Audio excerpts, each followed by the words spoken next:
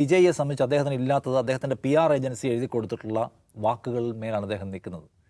അല്ലാതെ ദ്രാവിഡ രാഷ്ട്രീയം എന്താണെന്ന്, തമിഴ്നാട് കടന്നു വന്ന വഴികൾ എന്താണെന്ന്, തമിഴ്നാട് കടന്നു വന്ന സമരവഴികൾ എന്താണെന്ന്, അതിൻ്റെ പാരമ്പര്യം എന്താണെന്ന്, ഇന്ത്യൻ പൊളിറ്റിക്സിൽ അതിൻ്റെ ഒരു സവിശേഷമായ പ്രതിരോധ സ്ഥാനം ഏതാണെന്ന് ഒന്നും വിജയ്ക്ക് അറിയില്ല.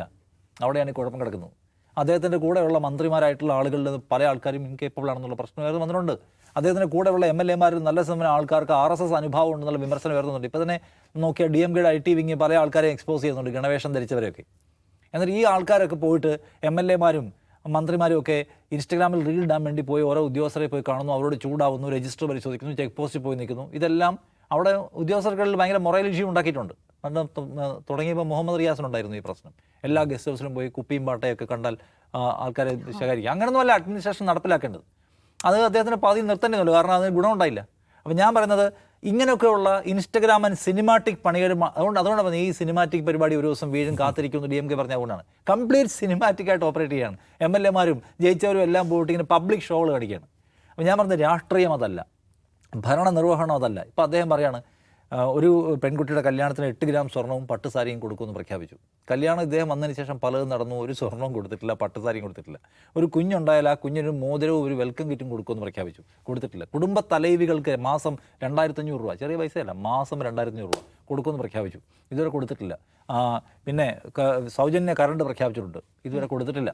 അങ്ങനെ പല പദ്ധതികൾ, അതൊന്നും കൊടുക്കാൻ അത്ര എളുപ്പമുള്ള കാര്യമല്ല. 10-60,000 കോടി രൂപ വേണം ഈ പറഞ്ഞ പ്രഖ്യാപിച്ചൊക്കെ വേണമെങ്കിൽ. സിനിമയിൽ പ്രഖ്യാപിക്കുന്നതല്ല, രാഷ്ട്രീയത്തിൽ ഒരു കാര്യം വന്ന് പ്രഖ്യാപിച്ചാൽ നടപ്പിലാക്കാൻ പറ്റണം. അത് നടപ്പിലാക്കാൻ പറ്റുന്നില്ല എന്ന് അവിടെ കയറിയിരിക്കുമ്പോഴാണ് മനസ്സിലാവുന്നത്. ചെറിയ കാര്യമല്ല. ഇപ്പം നിങ്ങൾ ഇൻസ്റ്റാഗ്രാമിൽ പോയിക്കോ, ഏറ്റവും കൂടുതൽ ആളുകൾ കളിയാക്കുന്ന ഒരു മീം എന്നറിയോ? യാതൊരു താല്പര്യമില്ലാതെ നമ്മളൊരു ജോലിക്ക് അപ്ലൈ ചെയ്യുന്നു, അപ്രതീക്ഷിതമായി അവർ നമ്മളെ എടുക്കുന്നു, നമ്മൾ എന്ത് ചെയ്യും എന്ന പേരിൽ ഇദ്ദേഹത്തിൻ്റെ പടം വെച്ച ആളുകൾ മീം ഓടിക്കാൻ ഇവിടെ ഈ തമിഴ്നാട്ടിൽ. അപ്പോൾ ഞാൻ പറഞ്ഞത് ഈ കാണിക്കുന്ന ആവേശം പോലെയല്ല. കൂടെ ഉള്ളത് ഒരു എക്സ്പേർട്ട് ടീമില്ല, അദ്ദേഹത്തിന് തന്നെ രാഷ്ട്രീയവും ഭരണപരവുമായ ആഴമില്ല. അദ്ദേഹം വീട്ടിൽ നിന്ന് ചോറ് കൊണ്ടുവന്നിരുന്ന് CM-ൻ്റെ ടേബിളിൽ ഇരുന്ന് കഴിക്കുന്നതിൻ്റെ പടമൊക്കെ ട്രെൻഡിങ് ആക്കാൻ നോക്കിയിട്ട് പിടിക്കാൻ നോക്കുകയാണ്. അങ്ങനെ പറ്റുമോ? വിജയ്ക്ക് വീട്ടിൽ നിന്ന് ചോറ് കൊണ്ടുവരേണ്ട കാര്യമില്ലെന്ന് നമുക്കറിയാലോ. അത് CM-ൻ്റെ ടേബിളിൽ തന്നെ ഇരുന്ന് കഴിക്കുകയൊക്കെ ചെയ്യണം. ഈ വക നമ്പർ കൊണ്ട് എത്ര കാലം പിടിച്ചിരിക്കാൻ പറ്റും? എത്ര ദിവസം ഇൻസ്റ്റാഗ്രാമിൽ ട്രെൻഡിങ് ഓടിക്കാൻ പറ്റും? അതിനപ്പുറമുള്ള ശരിയായ പ്രശ്നം അദ്ദേഹത്തെ കാത്തിരിക്കുന്നുണ്ടെന്നാണ് ഞാൻ കാണുന്നത്. അതിൽ തന്നെ ഏറ്റവും നോക്കൂ, അതിൻ്റെ വെരി നെക്സ്റ്റ് ഡേ DMK അവരുടെ പാർട്ടി പുനരേകീകരണമൊന്നും അല്ലെങ്കിൽ തന്നെ പുനഃപ്രതിഷ്ഠാ പരിപാടികൾ ആരംഭിച്ച് കഴിഞ്ഞിട്ടുണ്ട്. കാരണം അവർക്കറിയാം ഈ സംഗതി, അവരൊന്നും ഇടപെടാൻ പോയില്ല. അതിൻ്റെ പോക്ക് അവർ കാണുന്നുണ്ട്, അവർക്കത് കാണും, മനസ്സിലാവുന്നുണ്ട്. സോ അവർ ആ അപ്പുറത്ത് വർക്ക് ചെയ്യുന്ന, ഒട്ടും ലേസി അല്ലാതെ വർക്ക് ചെയ്യുന്നത് നമുക്ക് നമ്മുടെ സമയം വേഗം വരുമെന്ന് വിചാരിച്ചിട്ടാണ്.